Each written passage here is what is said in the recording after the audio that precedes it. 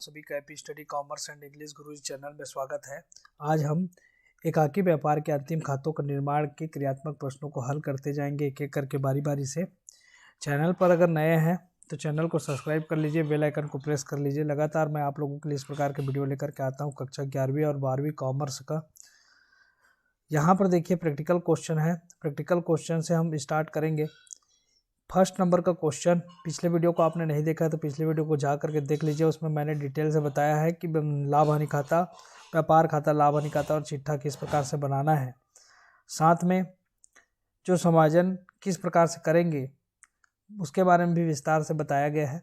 तो पिछले वीडियो को नहीं देखे होंगे तो प्लेलिस्ट में जा करके देख सकते हैं, वो मिल जाएगा प्लेलिस्ट में। अभी हम क्रियात्मक प्रश्न को एक एक करके बारी बारी से हल करते जाएंगे।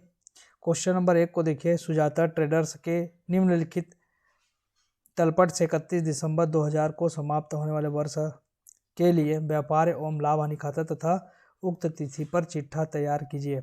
हमको व्यापार खाता भी बनाना है, लाभ हानि खाता बनाना है और चिट्ठा तैयार करना है। तो सबसे पहले हमको देखना है कि यहाँ पर क्या क्या पॉइंट दिया हुआ है। इन पॉइंटों को लेकर के हम आगे बढ़ेंगे। तो यहाँ पर देखिए जैसे पूंजी दिया है, रोकड़ दिया है, बैंक अधिविकर्ष दिया है, वेतन दिया है, क्रय एवं विक्रय दिया है, वापसी दिया है, विक्रय, विविध व्यय, कर एवं बीमा। यहाँ पे डूबत ऋण और डूबत ऋण का आयोजन। फिर उसके बाद कमीशन, सरकारी प्रतिभूतियाँ, देनदार, प्रारंभिक रहतिया, आहरण, फर्नीचर, प्राप्य एवं देय विपत्र। साथ में समायोजन के प्रश्न दिए हुए हैं। यहाँ पर समायोजन के प्रश्नों में पहला दिया है वेतन 200 रुपये तथा कर 400 रुपये अदत्त हैं। तो जितने भी आपको समायोजन में लिखे हैं, इन समायोजन को क्वेश्चन को आपको जब व्यापार खाता, लाभ हानि खाता और चिट्ठा बनाएंगे तो उसमें शामिल करना पड़ेगा। तो इसको हमको याद रखने के लिए क्या करना है, तो जब भी आप क्वेश्चन को हल करते हैं तो आप क्या करिए, जैसे यहाँ पर वेतन 200 रुपये तथा कर 400 रुपये अदत्त है, तो ये दोनों समायोजन किस में होगा, तो वेतन में होगा, एक कर में होगा। तो कर कहाँ पर है, तो कर यहाँ पर है, कर एवं बीमा, यहाँ पर एक टिक लगा दीजिए। वेतन है तो यहाँ पर एक टिक लगा दीजिए। आप पेंसिल से भी काम कर सकते हैं, पेंसिल से टिक लगा दीजिए। उसके बाद बीमा के 50 रुपये पूर्व दत्त है। तो बीमा में जब हम कर एवं बीमा, तो कर का भी है और बीमा का भी है, तो दोनों का हम जब समायोजन करेंगे तो उसको ध्यान में रखेंगे। फिर है डूबत ऋण आयोजन 1000 रुपये कीजिए। तो जब भी डूबत ऋण का जब आयोजन किया जाता है, आयोजन करना मतलब एक प्रकार से राशि क्या करना है, संचित करके रखना होता है। ठीक है, कि भविष्य में हो सकता है कि इतनी राशि जो है जो देनदारों से प्राप्त होती है वो देनदारों से प्राप्त ना हो। देनदार किसे कहते हैं, वे व्यक्ति जो हमको पैसा देते हैं, मतलब व्यापार में जिन व्यक्तियों से हमको पैसा मिलता है। उधारी में जो व्यक्ति लेकर के जाया रहता है माल या नगद राशि लेकर के, उधार लेकर के गया होगा और बाद में वो राशि वापस लौटाएगा, उस समय जो है वो जो व्यक्ति है उसको हम क्या बोलते हैं, देनदार बोलते हैं। तो कभी कभी देनदार क्या होता है, देनदारों से पैसा डूबने की भी आशंका होती है। कभी कभी देनदार जो है पैसा दे नहीं पाते, तो इस कारण जो है राशि हमारी क्या हो जाती है, व्यापार में जो राशि है वो डूबने का आशंका रहती है। तो इस आशंका को ध्यान में रखते हुए एक जो व्यापारी होता है वो व्यापारी आयोजन करके रखता है कि वो अनुमान लगाता है पिछले वर्ष के देनदारों से जो प्राप्त राशि है उसके आधार पर, तो कितनी राशि पिछले साल जो है उसका वापस नहीं आया, उस आधार पर जो है वो नया आयोजन करके रखता है ताकि उतनी राशि का भरपाई लाभ में से किया जा सके व्यापार में। ठीक है, तो ये जो है डूबत ऋण का आयोजन हम किस में से करेंगे, तो डूबत ऋण का आयोजन के लिए हमको देनदार में से डूबत ऋण का आयोजन किया जाता है। ठीक, फिर उसके बाद फर्नीचर पर ह्रास 10%। फर्नीचर पर ह्रास, फर्नीचर पर हम 10% ह्रास निकालेंगे। 1200 रुपये में 10% अगर निकालते हैं तो 120 रुपये होगा। अंतिम रहतिया 9000 रुपये।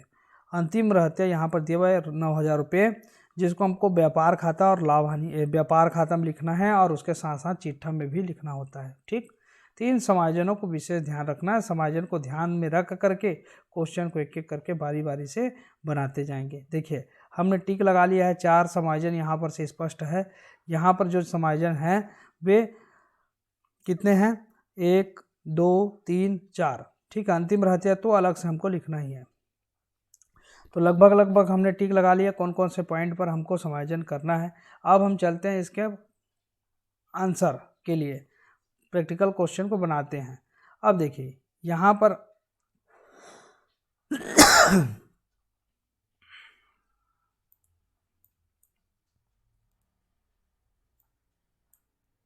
देखते जाइए एक एक करके। हमने यहाँ पर व्यापार एवं लाभ हानि खाता, तो व्यापार एवं लाभ हानि खाता बनाते हैं तो सबसे पहले प्रारंभिक रहत्या को लिखा जाता है, फिर उसके बाद क्रय, फिर माइनस करते हैं क्रय वापसी को, फिर जो प्रत्यक्ष व्यय होते हैं उन व्ययों को लिखते हैं, उसके बाद सकल लाभ या सकल हानि ज्ञात की जाती है। यहाँ पर भी ऐसे होता है विक्रय, फिर माइनस करते हैं विक्रय वापसी को, फिर उसके बाद अंतिम रहत्या को लिखा जाता है। इस पक्ष में केवल 3 मदे हैं जिसको शामिल किया जाता है।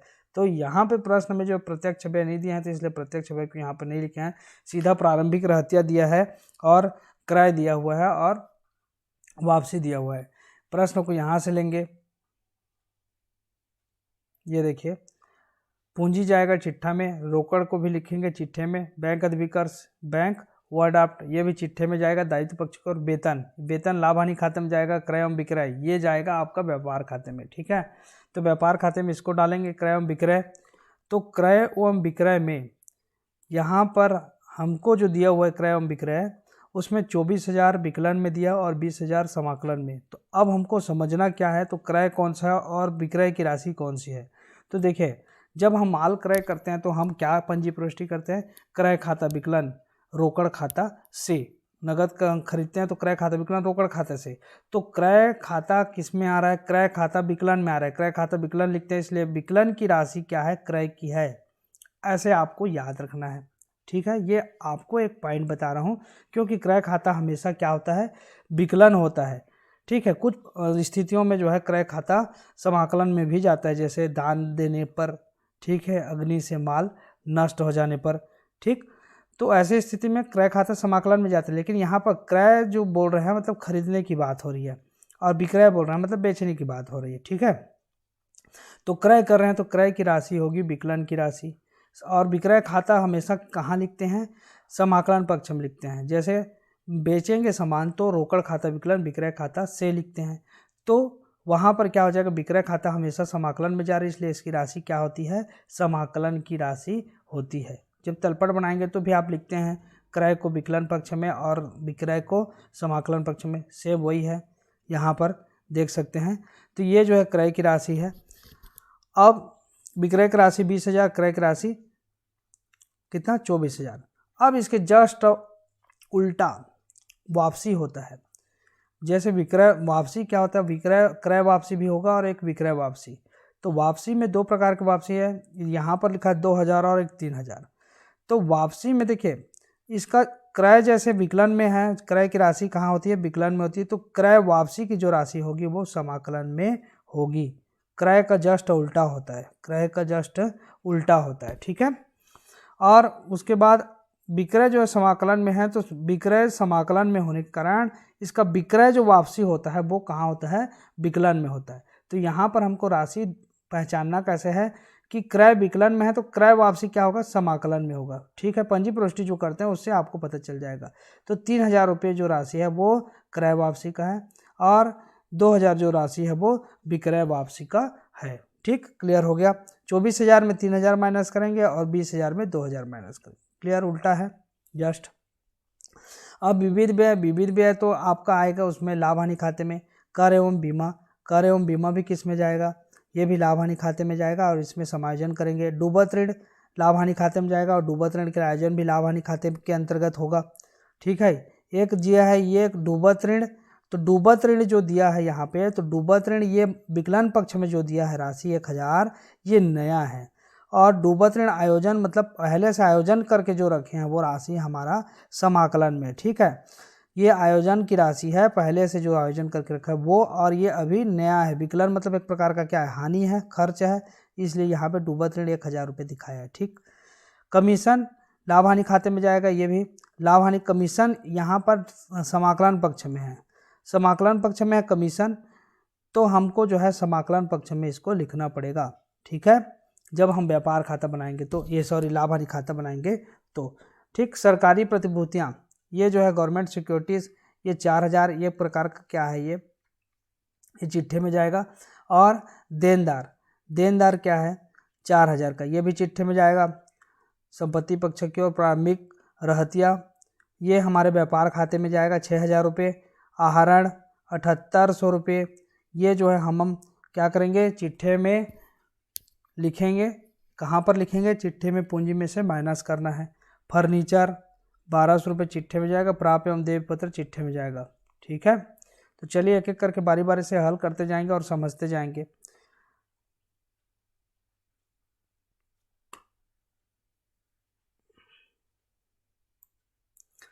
तो यहाँ पर हमने लिख दिया प्रारंभिक रहतिया 6000 रुपये, प्रश्न में जो दिया हुआ है क्रय लिख दिया है 24000, वापसी कर दिया, माइनस किया वापसी को, मतलब क्रय वापसी 3000, तो 24000 में से 3000 माइनस कर दिया तो आ गया 21000। और इधर जो है विक्रय दिया है 20,000 रुपये और माइनस करेंगे इसमें विक्रय वापसी 2000, मतलब टोटल कितना हो गया 18,000 रुपये हो गया। 2000 माइनस हो गया 20,000 में से तो 18,000 बचा। फिर अंतिम रहतिया हम लिखेंगे, अंतिम रहतिया दिया है समायोजन में 9000, उसको लिख देंगे। ठीक, अंतिम रहतिया कहाँ से लिए? समायोजन से लिए। ठीक है, इसको ध्यान में रखेंगे। अब दोनों पक्ष का योग लगाए तो हो गया 27,000, इधर का भी योग लगा रहे हैं 21,6 तो 27,000। तो यहाँ पर ना तो लाभ हो रहा है ना हानि हो रहा है, तो यहाँ पे हमने लिख दिया सकल लाभ शून्य, नील लिख दिया। ठीक है, यहाँ पर फिर उसी को क्या करते हैं कैरी फॉरवर्ड करते हैं। यहाँ पे क्योंकि इसमें संयुक्त रूप से बन रहा है व्यापार खाता हम लाभ हानि खाता, इसलिए कैरी फॉरवर्ड करके हम यहाँ पे लिख देते हैं सकल लाभ नील, नील या शून्य जीरो भी। ठीक है, अब उसके बाद वेतन आ गए। वेतन कहाँ से मिला? तो हमको उसी लिस्ट से मिला है वेतन। तो वेतन जो है हमको लिस्ट से मिला कितने रुपए का? 5,000 रुपये। अब उसमें अदत्त 200 रुपये, अदत्त है तो जोड़ेंगे और पूर्व दत्त है तो घटाएंगे। इसको विशेष ध्यान रखना आपको, अदत्त है तो जोड़ना है और पूर्व दत्त है तो घटाना है। अदत्त मतलब नहीं दिया है तो उसको जोड़ेंगे वेतन में 200 रुपये, तो 5,000 और 200 कितना हो गया 5200 रुपये, 5,200 रुपये हो गया। ये कहाँ से मिला? तो ये जो है वेतन से मिल जाएगा। ये देखिए वेतन में हमारा दिया हुआ है यहाँ पर वेतन 5,000 रुपये और यहाँ पर से हमको लेना है वेतन, यहाँ पे समायोजन में लिखा है 200 रुपये वेतन, 200 रुपये तथा कर 400 रुपये अदत्त है। तो 200 रुपये वेतन को हम जोड़ देंगे, वेतन का जो टॉपिक है उसमें, और 400 रुपये अदत्त है किसका? कर का। तो कर का जब आएगा तो 400 रुपये अदत्त कर का जोड़ देंगे। और पूर्व दत्त बीमा, तो बीमा पूर्व दत्त है तो उसको माइनस कर देंगे। ठीक है, चलिए अब यहाँ पर देखिए जोड़ दिए। अब उसके बाद विविध व्यय हमारा 5,000 है, उसको हमने लिख दिया। फिर कर व बीमा आ गया जैसा हमने चर्चा कर रहे थे अभी 1,000 रुपये। अदत्त कर 400 रुपये जिसको हमने जोड़ दिया तो टोटल हो गया 1,400, और पूर्व दत्त बीमा माइनस कर दिए 50 रुपये तो कितना हो गया 1,350 रुपये। ठीक है, उसके पश्चात नीचे में लिखेंगे डूबत ऋण कितना है 1,000 रुपये। कितना है डूबत ऋण? 1,000 प्रश्न में दिया हुआ है। और डूबत ऋण का आयोजन जो है 1,000 रुपये। ये क्या है डूबत ऋण का आयोजन? तो नया डूबत ऋण जो है उसका हम क्या कर रहे हैं? आयोजन कर रहे हैं। नया डूबत ऋण का आयोजन कहाँ पर से ये आया? तो यहाँ पर देखिए डूबत ऋण यहाँ पे लिखा है 1,000, तो ये नया, ये जो है डूबत ऋण 1,000 रुपये हो चुका है।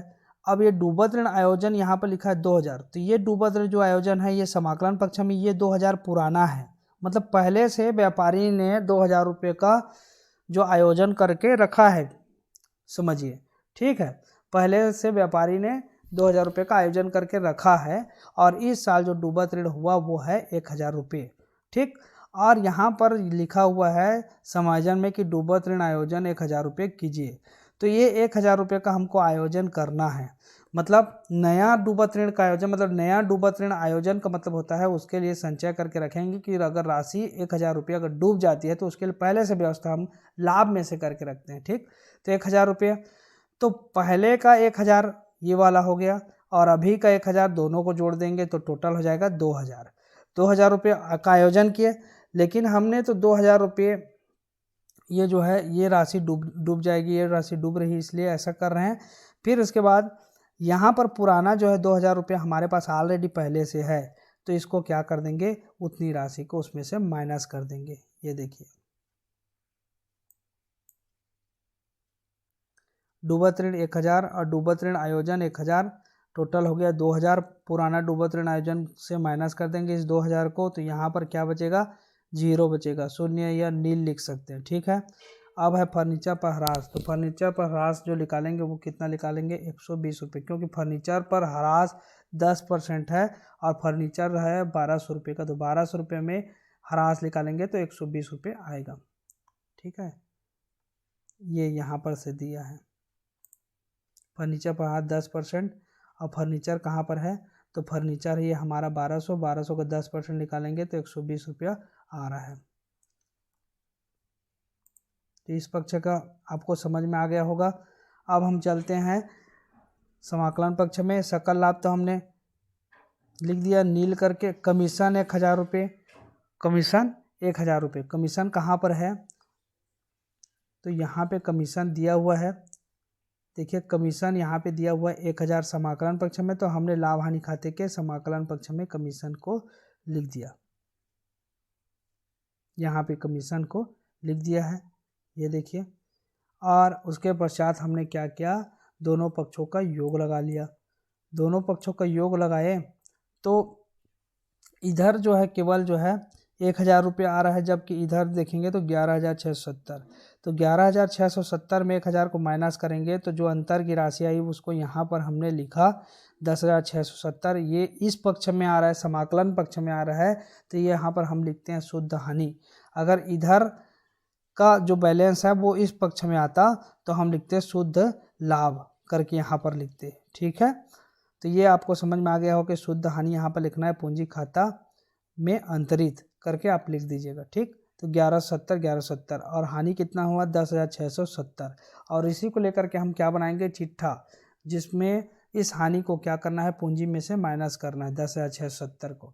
तो यहाँ पर देखिए अब हम यहाँ पे आगे बढ़ते हैं और पूंजी में देखिए 35,000 की जो पूंजी दिया हुआ है प्रश्न में, उसमें घटाया करके लिखेंगे शुद्ध हानि। शुद्ध हानि वही अभी जो देखे 10,670, उसी को हमने क्या कर दिया, यहाँ पे माइनस कर दिया। और तो टोटल यहाँ पर माइनस के 10,670 को 35,000 में से, तो 24,330 रुपये बचा। और उसमें फिर घटाएंगे आहरण। आहरण भी प्रश्न में दिया है 7800 रुपये, चर्चा हुई थी इसके बारे में।